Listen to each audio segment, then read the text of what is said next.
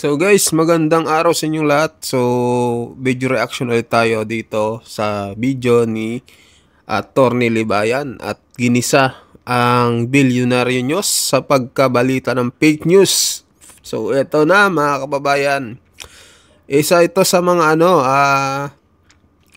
nangyari po no na binalita ng Bilyonaryo News sa pagkakadawit sa asawa ni Senador Marcoleta patungkol sa insurance mga kababayan at hindi man lang binanggit na independent director ang asawa ni Senador Marcoleta. So eto na guys, panoorin natin. Parang nangyari dito mga kababayan, kapag kumain ka sa isang karinderya, kunwari karinderya ng mga diskaya, edi parang connected ka na rin sa mga diskaya. Parang ganun ang mangyayari. So panoorin natin to. Ang naturang insurance agency, kabilang pa sa top 10 insurance company sa bansa. Narito ang Agenda Weekend Report ni Hannity.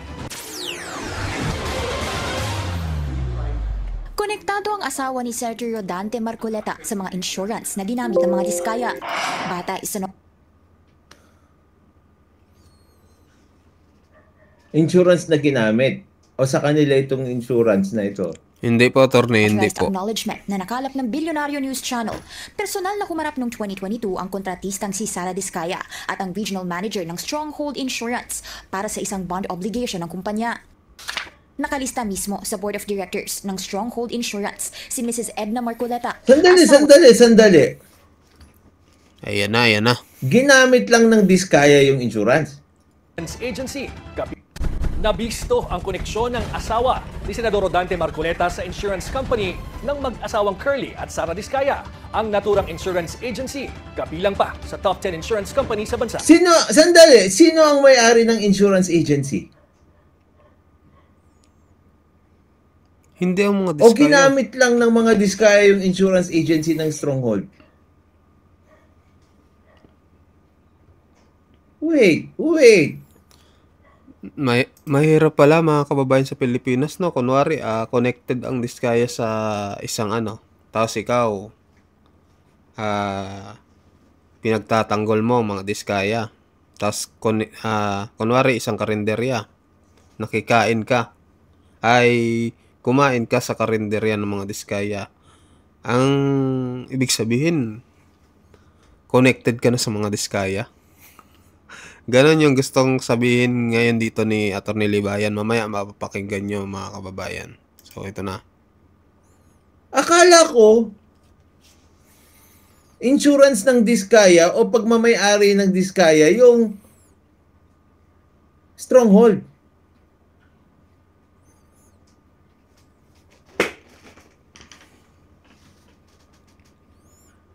Wait!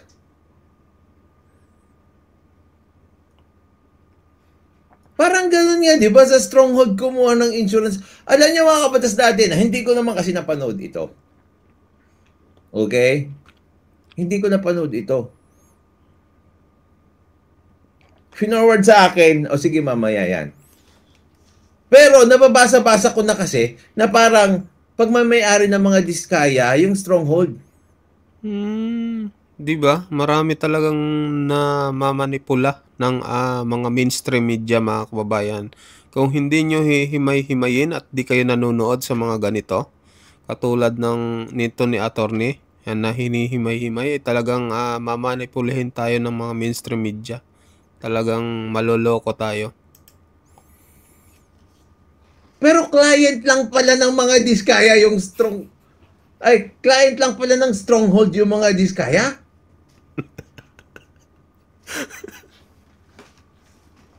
Di ba? Nagulantang Bakit si ganun? Attorney Libayan. Bakit siya may kaugnayan sa insurance?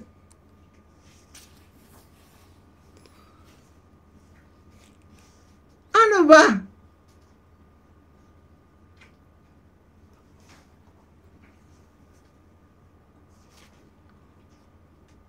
No, attorney, so walang dapat i-disclose kasi it's a non-issue.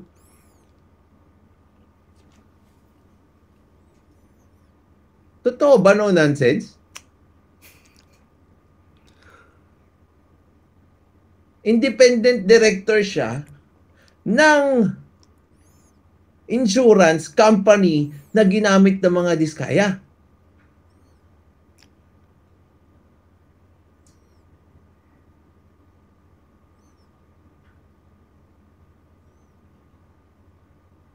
Alam mo ko, ginamit yung insurance din, external director lang baka may sari-sari store yung mga diskaya dyan sa sa labas. O kaya may karindere yung mga diskaya dyan. Bumibili pa naman ako dyan ng lutong ulam. Sasabihin nila, Attorney Libayan, na bistong may kugnayan sa karinderya ng mga diskaya.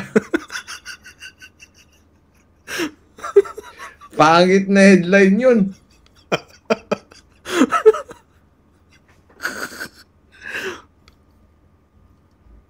Pangit na headline yun Attorney Libayan, may kaugnayan sa sari-sari store ng mga diskaya.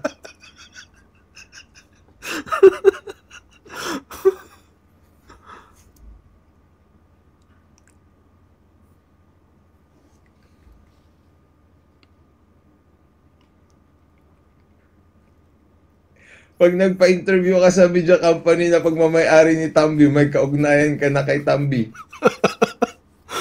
Matik. Tayo dyan.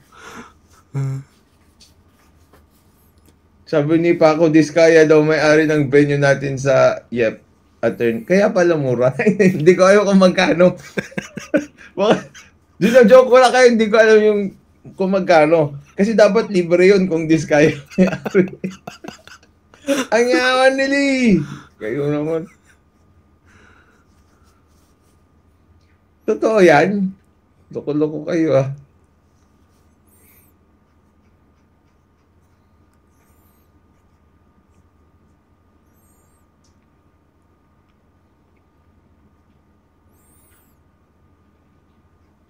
Totoo? My goodness, delikado to may kaugnayan pala kay Attorney Henny Diskaya.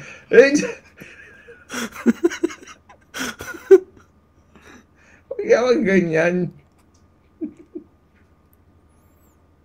Huwag naman ganyan.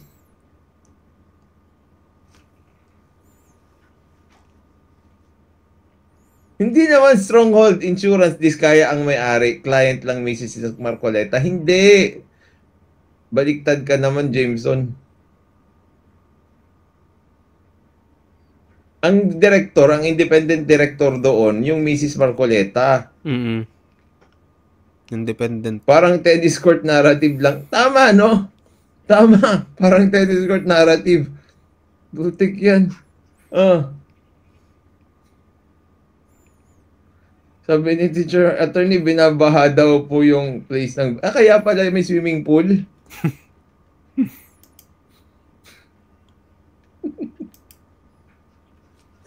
Tignan natin.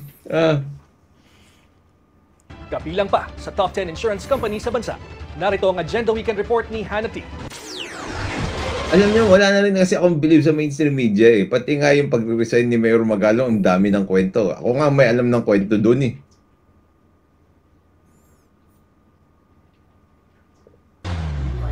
Konektado ang asawa ni Sergio Dante Marcoleta sa mga insurance na ginamit ng mga diskaya.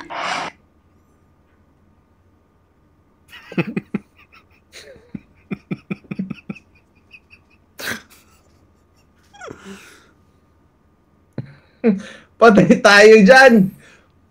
Konektado ang mga diskaya ay konektado ang asawa ni Rodante Marcoleta sa insurance na ginamit ng mga diskaya. Ginamit niya lang naman yun.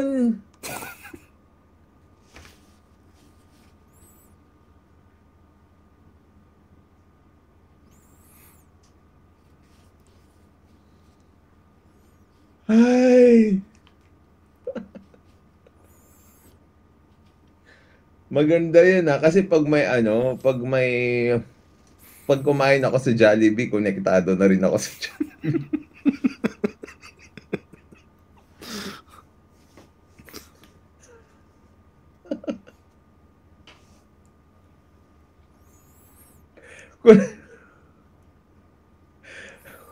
Bakit naman yun? Pipiliin mo ba? Parang, ay, diskaya ka ba? Hindi ka namin bibigyan ng negosyo. Negosyo yan eh. Alam niyo mga kabatas natin, ang negosyo naman, syempre, kapag you will transact business with them, hindi naman nila titignan, diskaya ka. Hindi. Kasi for profit yan eh. Diba?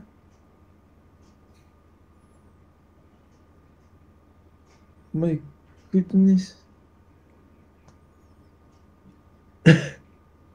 Bata is an authorized acknowledgement na nakalap ng Bilyonaryo News Channel.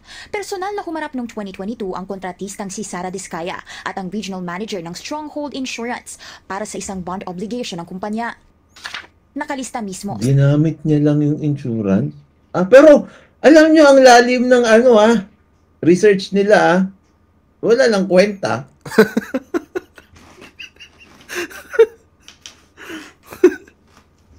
Di ba? Paano yung mga magnanakaw? Kumakain sila sa Jollibee, konektado na rin. Kunwari, di ba? Kunwari si Zaldico. Di ba? Umorder sa Jollibee. Tapos, merong shareholder ng Jollibee na na gusto niyong siraan. Tapos, sasabihin nila, si Zaldico ay konektado si Juan de la Cruz sa restaurant na kinainan ni Zaldico.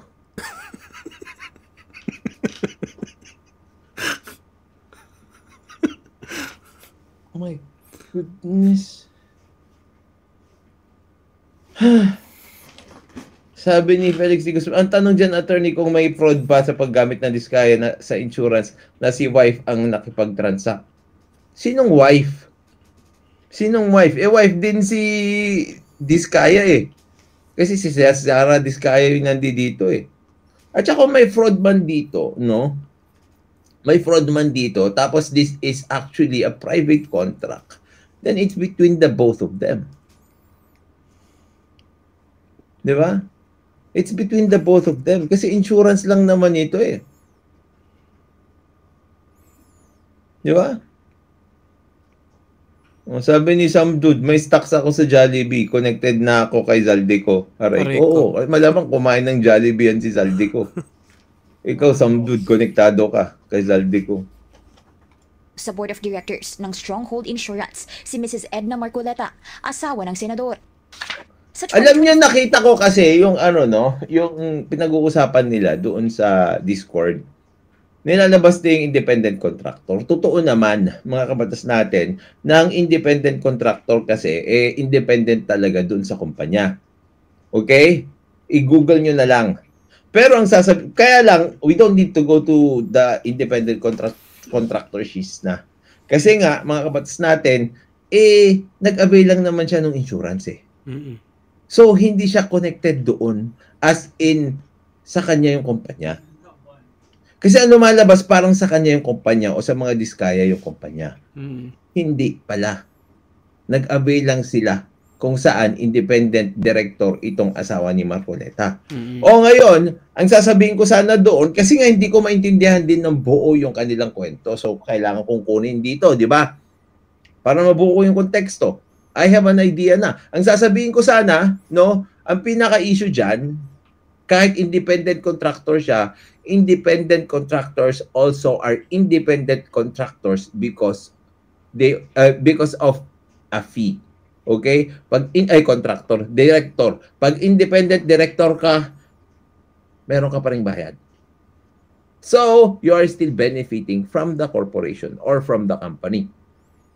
Okay? Kahit independent contractor ka. In other words, okay, you still have interest in the company. Yun yung sasabihin ko. Kasi hindi naman libre yan.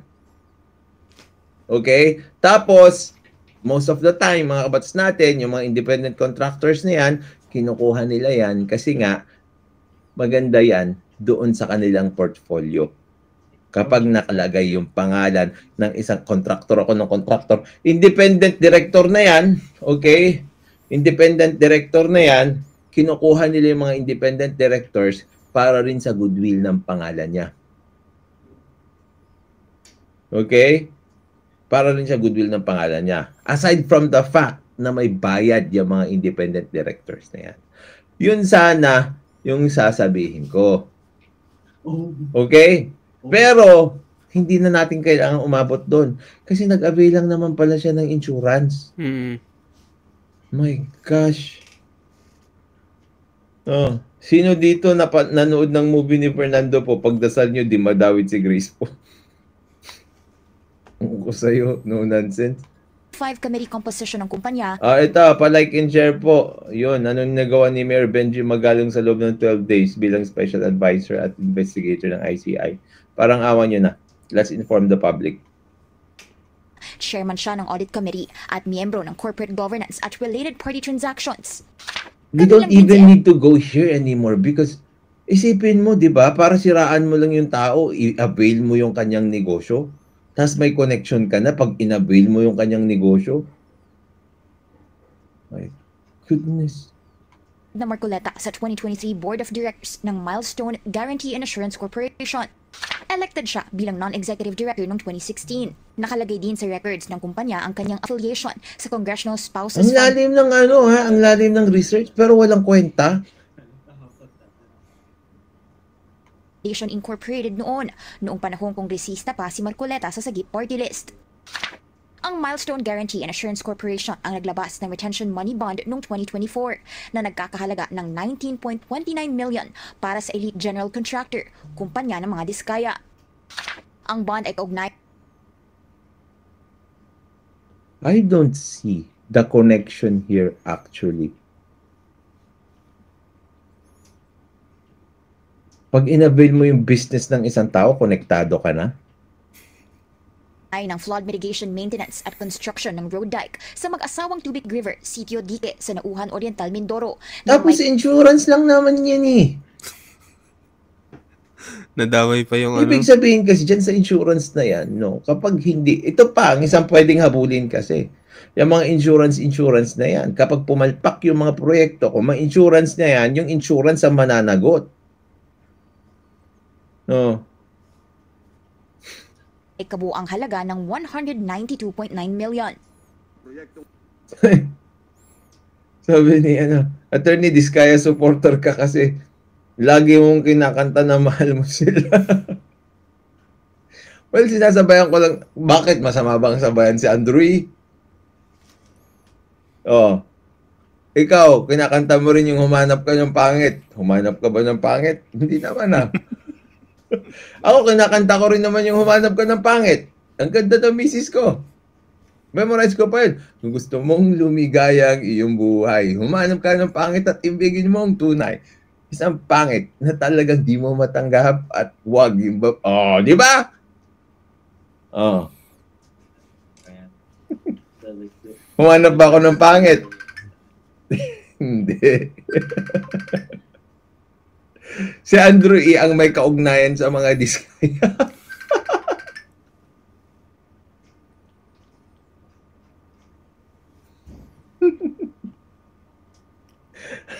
Mas maniniwala ba?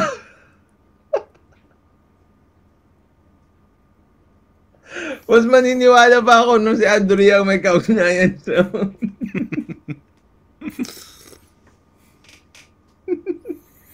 Banyukin. So, ibig sabihin, bakla ako.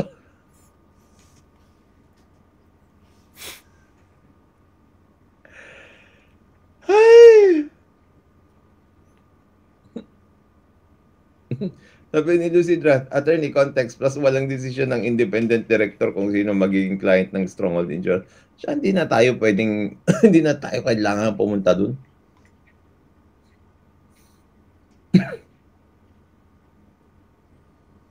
Yung milestone ng isa pang nadawit attorney, director yung Mrs. ni Marcoleta doon. Tapos yung nakaband sa Ghost Project sa Mindoro. O di, i-execute yung band. Maganda nga pag may band habulin yung band. Di ba? Oh. ang pamilyang Diskaya at kultura.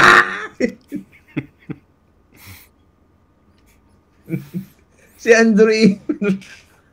Si Andrew E. Di ba? Magkano kayang talent fee niya doon? Di ba?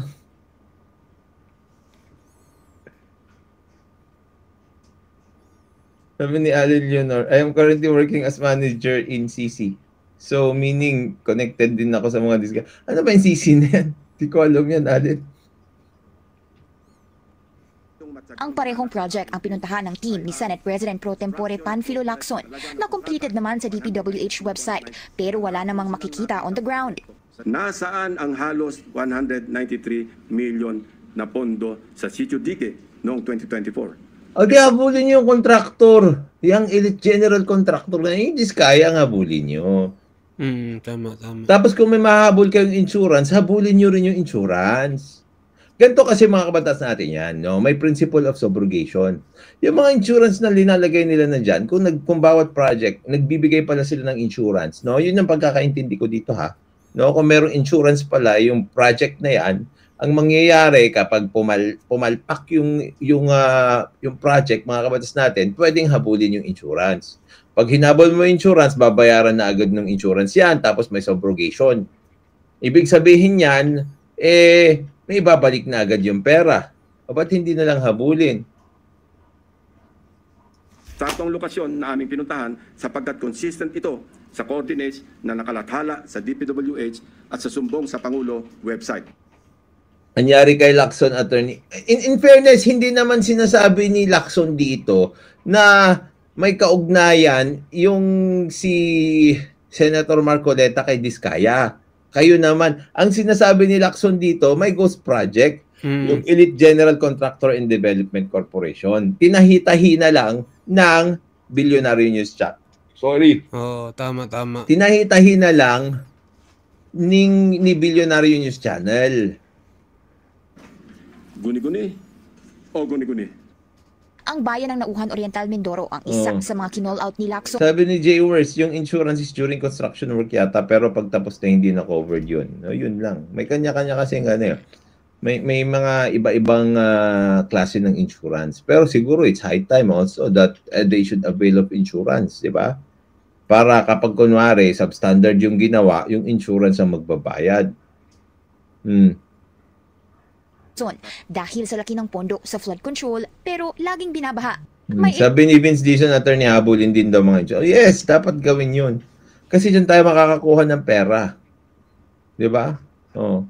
Ilan pang di umano'y Agila projects sa Nauhan na galing sa congressional insertions. Ang Agila ang isa sa initiatives ni Oriental Mindoro Representative Arnan Panaligan. Kalokohan. Hugot daw ang mga ito sa unprogrammed funds na hindi naman dapat madaling ma-access ng mga kongresista. Kung saan may multimillion projects, dumadapo ang Agila. Pero lubog pa rin sa baha ang nadadapuan ng Agila. Una nang itinanggi ni Panaligan ang involvement sa mga implementasyon sa maanumalyang proyekto sa lalawigan. Spotted si Panaligan noong 2024 sa isang ribbon-cutting ceremony ng Stronghold Insurance sa Mindoro kung saan nag-expand ang kanilang branch. Matatanda ang Pero ito, mga kabats natin, kapag ikaw ay isang public official, you should divest sa kahit anumang interest mo, sa kahit anumang negosyo. Di ba?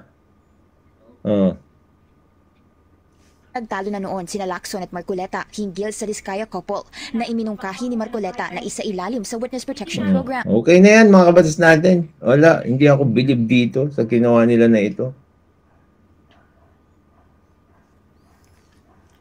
Ayun, Sabi ni Michael Nunez, depende ata sa kontrata, attorney, karamihan during construction pag may aksidente. So ayun mga kababayan, anong masasabi nyo dito? Anong opinion nyo sa pahayag ni Attorney Libayan at hindi daw siya believe dito sa ginawa ng Billionaire News? So mag-comment kayo at mag-like na rin sa ating video. Maraming salamat po mga kababayan.